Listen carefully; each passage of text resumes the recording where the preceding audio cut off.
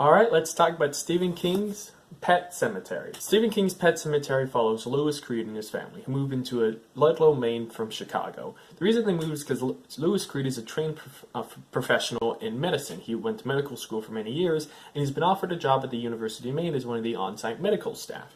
Early on in the novel, they meet one of their neighbors who's across the street named Judd Crandall and his wife, and they become good friends, and soon Judd Crandall introduces Louis Creed's family to this site nearby the property of Louis Creed called the Pet Sematary. The Pet Sematary, spelled with an S, not a C, and I've always wondered why, was actually built by a group of kids who misspelled the name when they first built the thing. The thing has been there for ages and ages, but there's places, as the name suggests, a cemetery for where all the kids would take their pets up to. And soon, Louis Creed starts learning more and more about the Pet Sematary and more about the implications of what it can do. And as more things happen in his life, he seems to be pushed towards this thing, to go towards it and kind of tinker with it and learn more and more, and it gets darker and darker as the novel goes on. Although this isn't Stephen King's best work by any stretch, I do see a lot of good in this, and I overall enjoyed this novel, but I do have quite a few issues with it. I'll start with the issues, and even though I have more issues than I have good things, I feel like the issues are overshadowed by the good things, because the things I like are so big and so large that it kind of doesn't even matter. But I do feel like this book was almost too long for what its plot was trying to get across. It is interesting.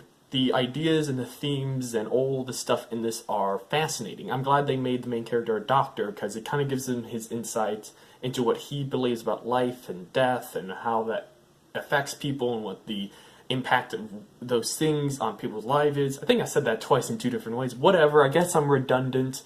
But I like that idea and that theme, but this copy of the book I have is like a little over 400 pages. I really feel like it could have been cut down at points. There are pages of just paragraphs and paragraphs of him saying essentially the same thing over and over again, and I understand that's kind of his style. Sometimes he's a bit too much.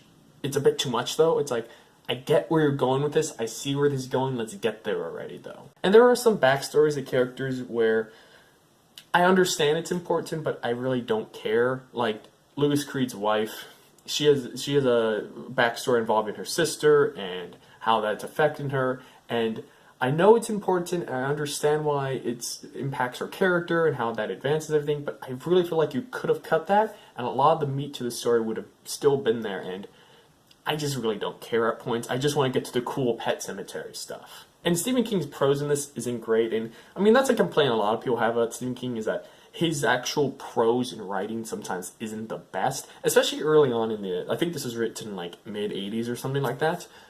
He was still, it wasn't that he was still a starting writer, it's that his style has always been pretty, and I don't mean this in a bad way, pretty simple and pretty easy to understand and get into. That's why he's so popular, because his style and his reading is so natural to most people. The conversations and how he writes and the thoughts of people is so real, which is always a good thing, because you always relate to his characters, you always feel for them, you always know what they're going through, and you always can understand what they're doing.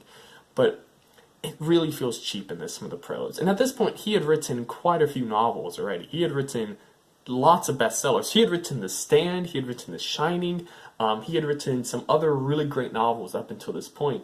I just feel like this isn't on par with some of those books' writing. And although I like the themes and ideas, none of them are explored to any real extent. Like, I understand the main idea of the whole book, but it feels like there are other sub-things are thrown out there that never really gets to fully live themselves out. And the book is, I have to say, for the good things, the book isn't not scary, but to me it isn't scary. I mean, maybe that's because I'm desensitized, but I don't know, I'm pretty easy to spook. Like, if you turn off all the lights, I get pretty scared. Like, I'm an easy guy to scare, so I feel like the book maybe doesn't hold up all the way when it comes to the horror elements, but there are points in this book where the ideas and the implications of everything are very scary, and I was like, that's creepy, I don't like that. And especially the last, I don't want to spoil anything, but towards the end, there's a scene that's pretty damn spooky. Like, it's creepy, like, it's genuinely, like, come on, man, like that's too spooky, but it works, because of course it does, because it's a horror novel. But like I said about the characters, they're all so real, this almost feels like it could happen. Like, everything they do in this book feels like something that would occur if the Pet Sematary did exist. And although I'm not giving away what I feel like is the meat of the plot, that's because I feel like going into it, you should go into it without knowing it. But also, I feel like where the story goes and where it picks up and where it really hits the speed, I feel like you can see it coming. And Stephen King's a little heavy-handed with his foreshadowing at points, but I feel like when Stephen King hits you with it sometimes, and although you can see it coming, you're like, okay, I know where this is going, but you don't know when it's going to happen. And it's such a weird thing in how he balances that. Like, you know it's going to occur, but sometimes Stephen King would just hit you with it, and you're like, what the hell just, like, it just happens. He goes from 0 to 60 super fast. Like, at the start of the chapter, we'll be like, and this person was this. And it's like, oh okay, I guess we're here now. And I do like that, but the pacing feels a little off at times because of it. Overall, though, I did enjoy it because I just like the characters. I like the ideas. I like the atmosphere of the book, and I love the main flux of the plot and kind of where it goes and how it slowly evolves into something else.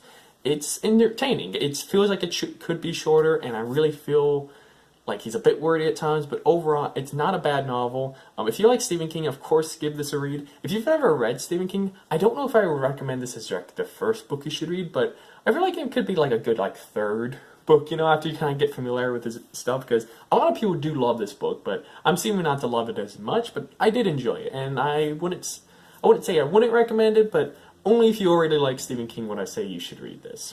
Alright guys, thank you so much for watching my review. If you enjoyed this, you know what to do. If you enjoy my channel, you know what to do. And I'll see you all in the next one. Bye.